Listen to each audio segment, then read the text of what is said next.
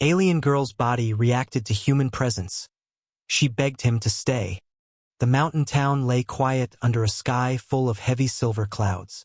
The air was cool and damp, carrying the smell of pine and wet soil. Far away, the last light of day faded behind the peaks, and the forest turned into a maze of shadows. Ethan walked alone on the trail, his boots crunching softly on gravel. He had walked these woods 100 times before, yet tonight felt different.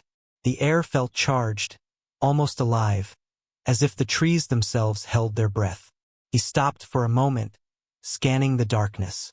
No birds called. No wind moved the branches. The silence pressed against him until he could hear his own pulse. He took a slow breath and kept walking, deeper into the forest. That was when he saw it. A strange glow through the trees. It was faint at first, a soft shimmer that pulsed in rhythm, like a heartbeat. Ethan's chest tightened. His first thought was fire, but the glow was wrong. It shifted between colors, silver and pale blue, as if it were alive. Cautious but drawn by something he could not explain, he left the trail and moved toward the light. The ground here was damp and soft, and the air smelled faintly of smoke. Then he saw the clearing and stopped cold. At the center lay a circle of scorched earth. The grass burned black, the soil cracked as if lightning had struck. And there, lying at the center of it, was a figure. She was small, almost fragile, her skin faintly glowing. The light came from her body itself, not from anything around her. Pulsed weakly, flickering like a candle about to go out. Ethan's throat went dry. She was not human. Her features were strange, delicate, almost too perfect, and her hair floated gently as if moved by a breeze that was not there. He took a step closer. Her eyes opened. They were not like any eyes he had ever seen. They held swirling colors, like galaxies trapped under glass. Her lips moved, and a faint whisper reached him. "Do not go, please stay." Her voice was soft, broken, yet it froze him where he stood. He glanced around the clearing. Every instinct screamed at him to run back to the safety of town. But something in her voice held him. Something in those galaxy-colored eyes. He knelt down carefully, keeping a bit of distance. Her glow flickered faster, her body shuddering as if in pain. He stepped closer without thinking. And just like that, the glow steadied. She breathed in, a slow, ragged breath, and her body relaxed slightly. Ethan blinked, stunned. He stepped back, testing. Immediately, her glow faltered, and a soft sound escaped her throat, somewhere between a gasp and a cry. He stepped forward again, heart hammering, and once again the glow steadied. It was him. Somehow, his presence was keeping her alive. He swallowed hard, torn between fear and something else he did not yet understand. She looked at him again, and he felt something shift inside him. "Please," she whispered again. "Stay." Ethan sat down on the scorched ground. He did not know why. He just knew that he could not leave her there alone. The night deepened around them, and somewhere far away, thunder rolled. The night stretched long, and Ethan stayed by her side until his eyelids grew heavy. Her glow never faded while he remained near. When dawn's first light crept into the clearing, she was asleep, her breathing soft and steady. Ethan rose quietly and left, his mind spinning with questions. The entire next day, he could not shake the image of her glowing body lying in that blackened circle. He barely ate. He barely spoke. When evening came, he found himself hiking back to the same place, heart pounding with every step. The clearing looked the same, burned and lifeless, but she was awake this time, sitting up weakly against a fallen log. When she saw him, her whole body lit faintly brighter, as though greeting him. "You came back," she whispered. Ethan nodded, not sure what to say. He had brought a bottle of water and a sandwich wrapped in paper. He knelt and placed them in front of her. She tilted her head, puzzled by the food, but took the bottle with shaky hands. She studied the cap for a moment before figuring it out, drinking slowly. The water seemed to revive her, and she looked at him again. "You do not fear me?" she asked softly. "I do," Ethan admitted, his voice low. "But I could not leave you here alone." Something like a smile touched her lips. It was faint, almost shy. Over the next nights, Ethan returned again and again. Each time he brought water, fruit, anything he could hide from his neighbors. He cleaned the clearing, covered the burned soil with fallen branches so no one would see the strange circle from afar. Slowly, she began to tell him fragments of her story. Her name was Lyra. She had crossed a distance Ethan could not imagine, fleeing something she never fully explained.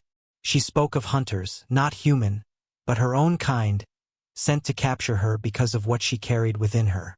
"My body is not meant to be here," she told him one night, her glowing skin reflecting the moonlight. "Your world hurts me, but when you are close, it is different. You keep me whole." Ethan did not understand how or why, but he could not ignore what he saw. Her glow had grown stronger since the night he found her. Her voice was no longer weak. She could stand now, even walk a little.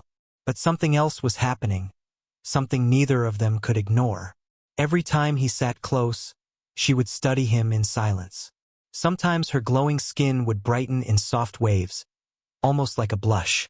One night, she reached out a hand and brushed his arm with her fingertips. The touch sent a shiver down his spine. "I do not understand," she whispered almost to herself. "I was not made to feel this. But when you are near, there is warmth. There is longing." Ethan had no answer. He just stayed with her night after night, their conversations growing longer, their silences more comfortable. But the world outside their hidden place was not silent forever. One night, as they sat together listening to the forest sounds, a distant rumble broke the peace. Headlights flickered between the trees far away. Ethan's chest tightened. "People," he whispered. Lyra's glow pulsed erratically, panic spreading through her body like fire. "They are searching," she said, her voice sharp with fear. "They know I am here." Ethan's first instinct was to run, to vanish into the forest and pretend he had never seen her. But when he looked at her, trembling and terrified, something inside him hardened. He could not leave her. Not now. He grabbed her hand, her glow blazing at his touch, and pulled her deeper into the forest. Branches whipped against Ethan's arms as he led Lyra through the undergrowth. The distant hum of engines grew louder. Somewhere behind them, doors slammed, and the sound of voices echoed through the forest. Harsh, commanding voices. Lyra stumbled, clutching his hand. Her glow was almost too bright now, lighting the path ahead like a lantern. "They will see us," Ethan whispered. "I cannot stop it," she said through clenched teeth. "My body reacts to fear." Ethan turned sharply off the path, pulling her toward a dry creek bed. They crouched low, trying to stay hidden as black vehicles rolled into the clearing they had just fled. Through the branches, Ethan saw them. Men in dark uniforms, carrying strange equipment that glowed faintly. One of them held a device that emitted a soft clicking sound. Each click seemed to grow faster as it pointed toward where they hid.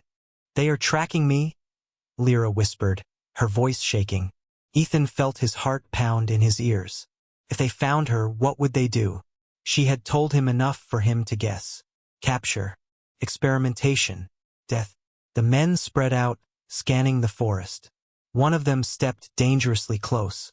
Ethan held his breath. Lyra's glow brightened despite her trying to hold it back. The man turned his head sharply. Ethan made a choice then, quick, reckless but certain. He grabbed a rock from the creek bed and hurled it into the trees on the opposite side. The sound of it crashing through branches made the men spin around and shout to each other. Two of them ran toward the noise. "Come on," Ethan hissed, pulling Lyra to her feet. They ran, deeper and deeper into the wilderness, until the voices faded behind them and only the sound of their breath remained. When they finally stopped, Lyra collapsed against a tree, her glow dimming slowly as she calmed. "You risked yourself," she said softly, looking at him with those endless galaxy-colored eyes.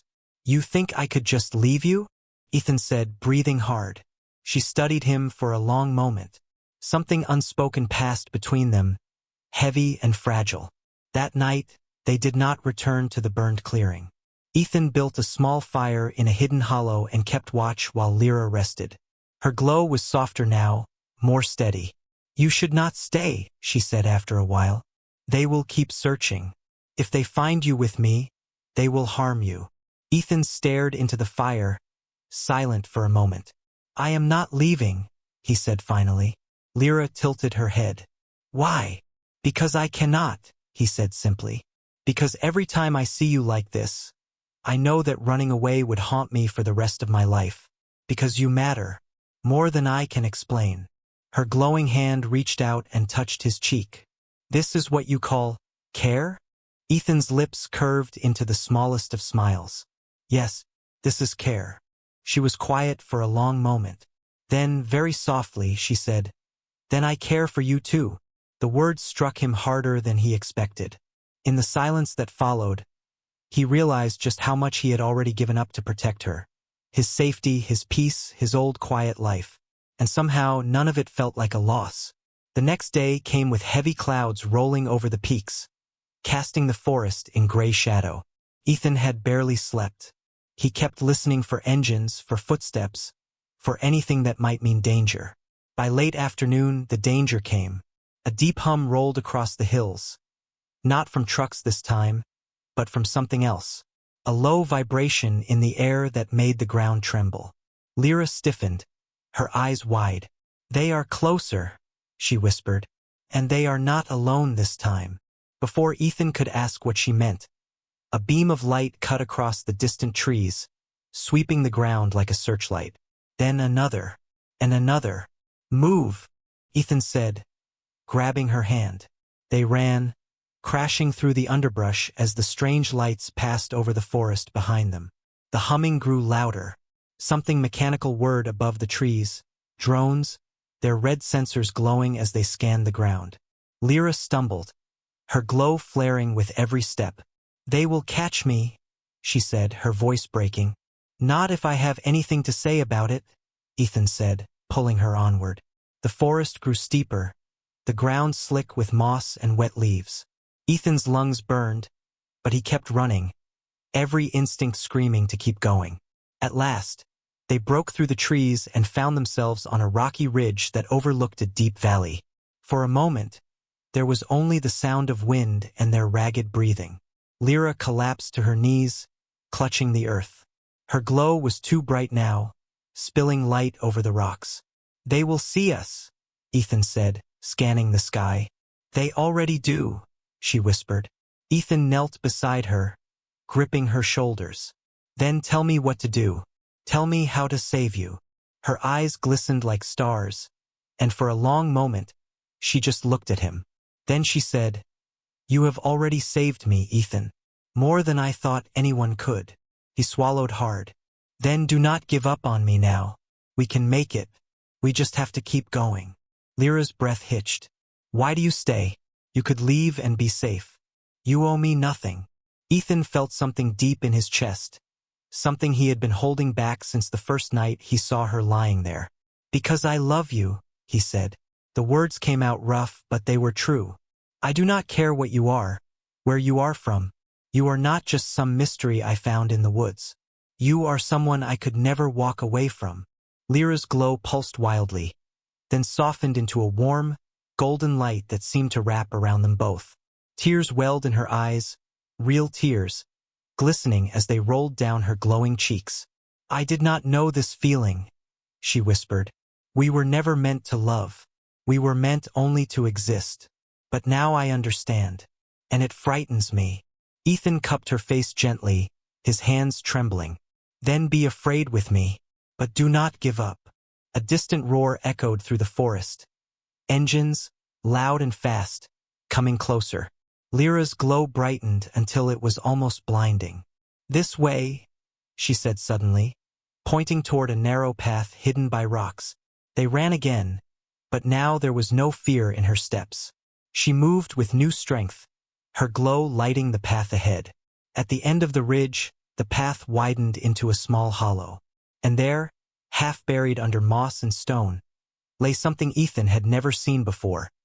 A smooth silver craft, shaped like a tear frozen in time. "My ship," Lyra said, her voice shaking. "I can leave now." Ethan's heart twisted. He had known this moment was coming, but facing it was something else entirely. Lyra touched the side of the silver craft, and a ripple of light spread across its surface.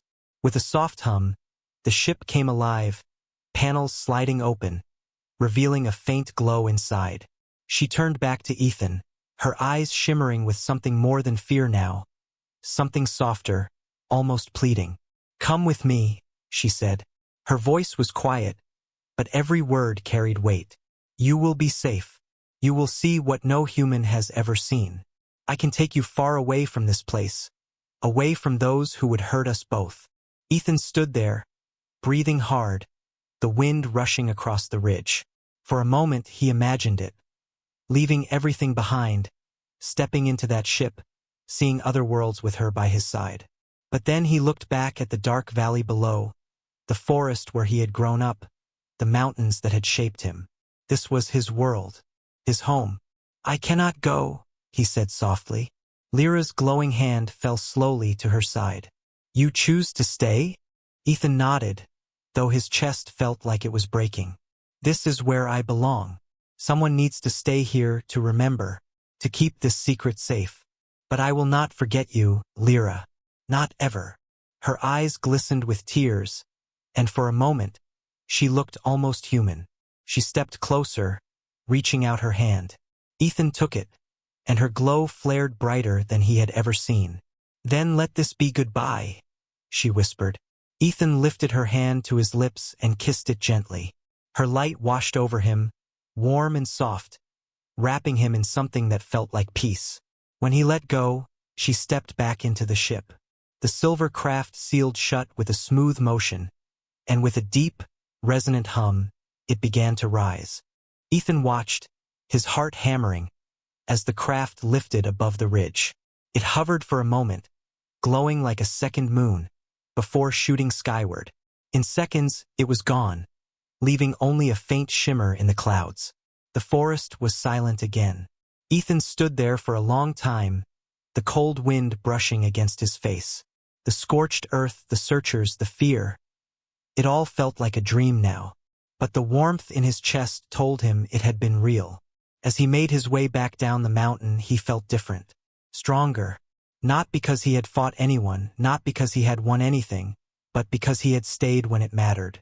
That night, when he looked up at the stars, he wondered if she was looking back. And in that quiet moment, he knew that love was not bound to one world or one life. It was something far greater, something that could bridge galaxies. Ethan smiled softly and whispered into the night, "I will wait."